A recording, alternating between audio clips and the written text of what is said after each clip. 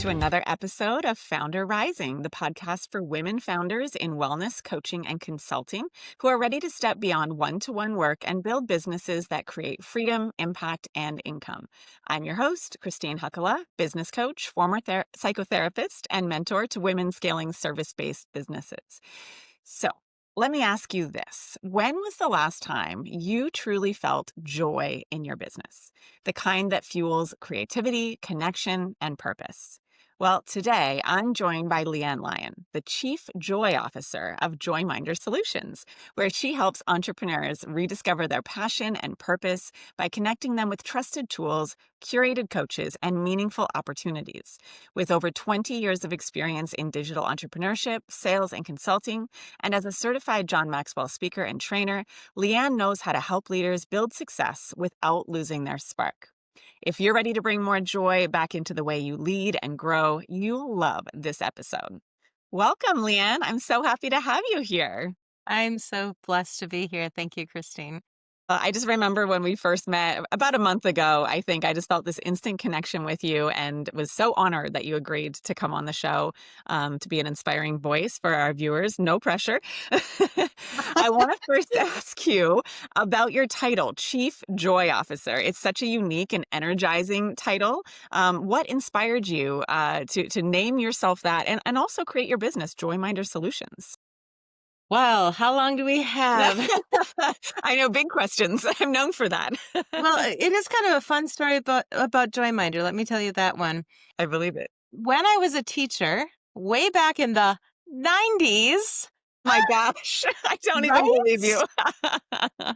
I was a teacher in the 90s, a very, fresh out of college, wet behind the ears teacher. And of course, I knew technology, and all the teachers I was working with did not. But I also have always had a love of reading and a passion for quotes and inspiring people. So every day on my classroom board, I would write an inspirational quote. And then I thought, wouldn't it be cool if the kids going from room to room to room would see the same thing over and over and over again? Because we know that repetition means that they'll get more out of it. So I started asking, hey, would you like me to send you to the other teachers? Opt in, tell me if you want. Right? This is in the 90s. I love this. No buttons. No pressure. But I was like, would you like me to send you? So I would show up at school 15 minutes early, pick out a quote, email it out to the whole staff, eventually to the whole district for the people that wanted it. And so kids all over were getting these things. I thought, that's so fun. Then when I left teaching, because I had a child, I thought, well, could I do this on an even bigger scale? So I had this vision of how I could do this, but technology was nowhere near what it could be. But I still picked the name JoyMinder way back then as the reminder to have joy. And then fast forward 20 years, I had just closed my manufacturing company, was kind of feeling a little sad, a little blue. I popped open an email, and right at the bottom it said, follow me at joyminder.com. I thought, where did that come from? And how have I not seen it for 20 years? And now it's showing up. And there I was. So I went online. I looked for the name. It was still available, essentially. I had to get it with a dash initially. Yeah. And there's a whole nother cool part to that story if you ever want to hear part 2. Oh my goodness, I'm going to keep you after I make you tell me. That's Okay. amazing. So I love how concisely you answered that. You also skimmed over over 20 years of your very successful entrepreneurial journey. So I would love if you would just tell the listeners a little bit. You've spent over 20 years in sales, consulting, digital entrepreneurship. If you could just share some of the key turning points along the way that brought you to where you are now. Well, when I was 11, I know that sounds corny, but when I was 11, I actually did sell a computer program. It's how every good entrepreneur story starts. When I was a child. But it's true. I think, and I really do believe this. I believe that in our heart of hearts, we know who we're supposed to be, but we get clouded, especially in our teen years. We get to college, we're like, oh, well, I should be a teacher. I should be a doctor, a lawyer, an accountant. The money is blah, blah, blah. So we start following the money instead of the money following our heart. I think a lot of times this is where JoyMinder comes into it. We get into a career, and I love teaching, and I still teach. I'm so grateful that I was a teacher. but I was so burned out of having a classroom without a window, right? So I think when you hit into you find out quickly you're burning out, that's when you need to take a look. What was I called to do when I was a child? What did I love to do? What Such a brought great me reminder. joy? Yeah. What brought me joy? And so as a kid, I was selling golf balls on the golf course. I was, the top sales for candles. I mean, all this stuff. I could naturally do sales. I loved technology. I got kicked out of classes in high school because I knew more than the teachers did, which Why am I not surprised about that? yeah, I actually got sent to the principal's office for cheating one time until I was able to show the principal I knew more of the program Oh than the teacher gosh, did. that's crazy. Hilarious. Yeah, always more stories that I can share. But there's yeah, so I just when I went to college, I got into computers, didn't like that, went into teaching, and then when I left, I thought I'd go back to teaching even though I wasn't happy, but that's when I started getting into just entrepreneurship, working with my mother-in-law who had started a company, and then took a little bit of a dab into W-2, just really realized how much I hated having a boss. I'm right there with you. No offense to all my former bosses.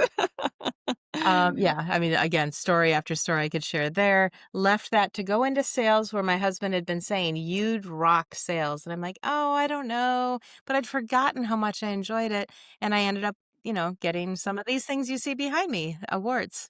So obviously I could do it. And then people saw value in me. They started saying, "Hey, can we hire you as a consultant?" So I did that for a while, but that was taking me away from my family, which is really my priority. And as the girls became teenagers, I said, "You know what? I'm done being gone half the month. We need to pull this back." So we bought my mother in law's manufacturing company, and I became president. And it was, and we ran that for 7 years until we closed it in 2019. So that's kind of the journey in a nutshell. Closing in 2019, what do I wanna do? I love to travel, I wanna I wanna do all this stuff, so in 2019, think of the timeline here, I started into a travel agency. 6 months later Gosh, right, I'm so you got that. sorry. Oh, So the and universe then it played a was horrible, horrible trick. it was really rough. Oh, But, I did what I always do, and this is a word I can share with your listeners. The trick to entrepreneurship is you're gonna have to change. You're going to. It's going to be required that you change, that you pivot, that you look a different direction. Right now, we've got the whole AI thing going on. But when things happen, you just have to pick yourself up and go again. I And we love made that. $15,000 in March of 2020. That's amazing.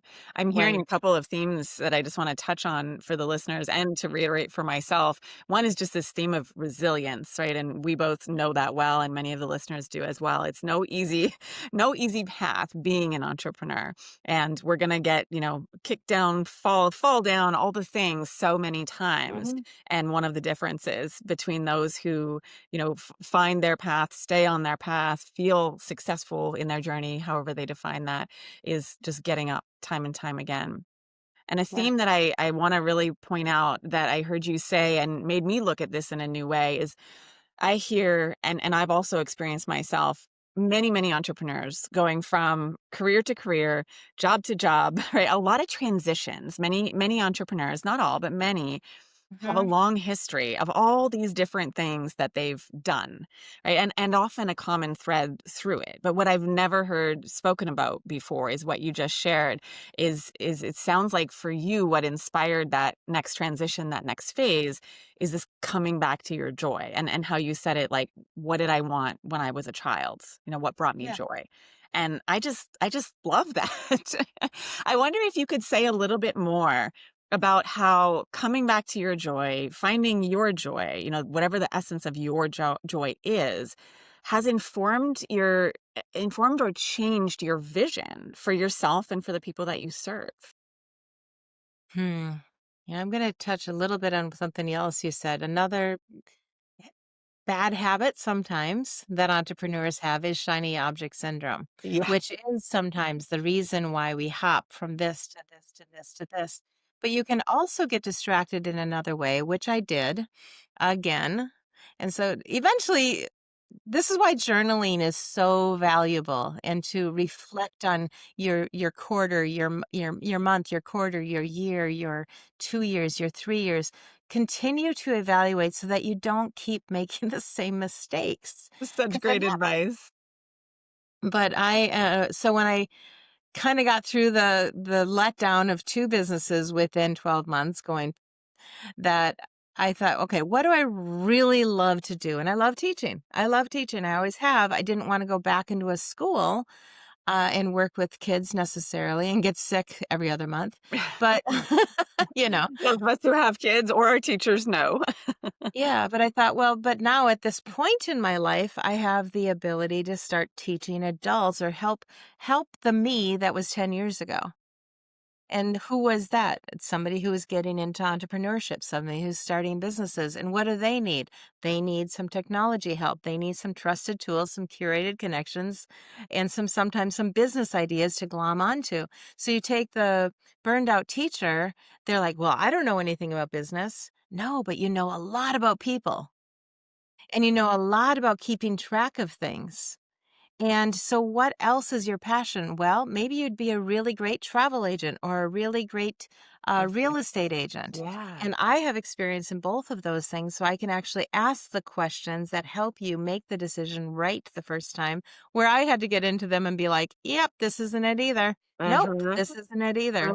So Mhm. I like to, narrow it down for people and help them find their joy faster.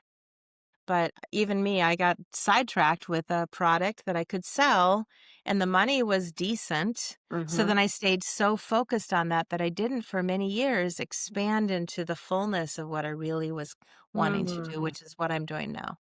So well said. Oh my goodness, that's amazing. Um, you called yourself a connector. I think I read that in a few different places, and I hadn't asked you about it, but I just heard a little bit about it there. Bringing all of these things together. It seems to me like that's one of your fortes, is like seeing a bigger picture or bringing pieces together, to work, to connect, to support. Is there anything more that you wanna share with the readers about being a connector or how you see that? There's nothing more rewarding. There's nothing that brings me more joy, really, in this world, at least, that makes me happier than hearing what somebody needs and knowing somebody who can help them. So I'll give you a really recent example. I was just at church on Sunday, and a woman walked up to me that I'd just gotten to know in the last couple of months. And she hosts a wine and women event locally, but it's kind of exclusive. And she is always looking for new locations for it. Well, then my daughter, who is on a worship team, works with somebody who Mhm. just launched a new venue. Oh my gosh. So I was like, "Oh," and I've seen the images and I've been liking, and, just because my daughter's worked with with that event too. She helped set it up. She helped do the cleaning the floors and all the stuff because Yeah. it was her friend. So I connected these 2 women, and sure enough, coming up, the next event will be at that space. Oh my gosh. I Now I love won't that. Yeah, and I won't get paid a dime for this, and Right. that's totally But I fine can with me. tell it brings you joy. I'm so happy, and Oh goodness. I went on a cruise. Somebody else said, "Hey, I brought 3 people. They all need to meet you because they all have these things they need, and I know you'll know people." And again, I was able to connect some of those people with the right people. Now, if I could figure out how to monetize that, Right? A whole other business. and in reality, I have started to. I've kinda gone back to some Mm. of the real estate stuff where, again, I do actually get paid for connecting, buyers or sellers or investors in loans, the things that they need. Well, and I think it just also really speaks to the importance of having community, having a network, because I hear your passion for connecting. And I enjoy that too. I think it's maybe not a strength of mine as much as it is of yours, but it's something I really appreciate. But what I do know is I'm really bad at doing that for myself.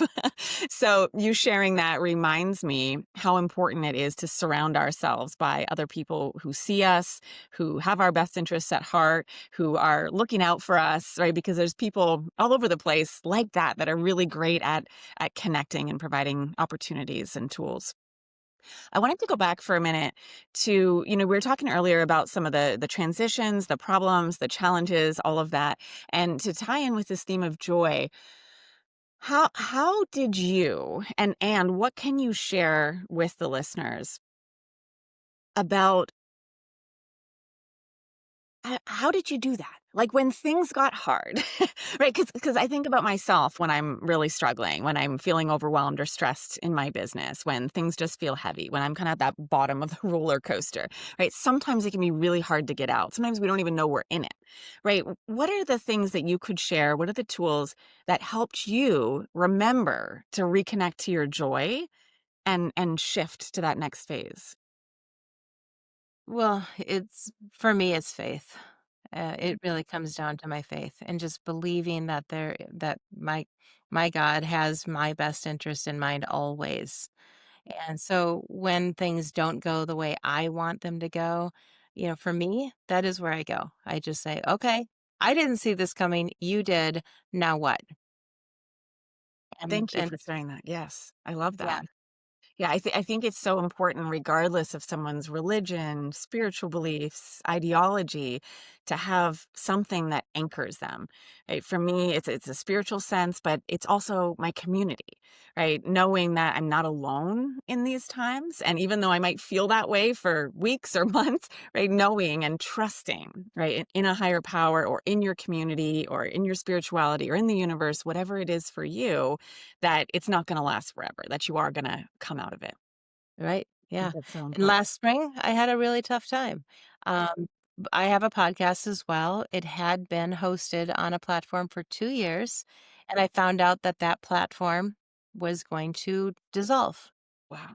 3 weeks later, I found out that the income that I'd been enjoying for almost 5 years was going to dry up, Oh my that they God. were no longer going to pay. Yeah. And so I had boom, boom. And again, I just said, you know what? I'd been sensing I was needing to make a shift anyway. And so it was very easy for me then to say, okay, I give up. What do you need me to do? Where am I really supposed to be going in my life? Yeah. And then allowing for the time for that to actually come in. I have a very interesting thought on that if you'd like to hear about it. Yes, I do. Do you care to share? So I'm just started reading a book, and the very first chapter talks about being disciples of the internet. It says that we have gotten so used to, and we've all done it now for decades, instant answers, instant ideas, and now with AI, instant therapy, instant business production. But we weren't made this way. We have never had this access, and it's not necessarily good for us. So, if we look back at, in the Bible, they talk about the fruits of the Spirit, but they talk about love and joy and peace and forbearance and patience and kindness and goodness. Well, where is that in today's world? Mm, Where's our such a good patience, point. especially? Yeah. And so, as I went into starting my new podcast, that's the only thing I saw. I'm like, that is not going to make me money the way I've been making money, Lord. I need something more. And I got nothing.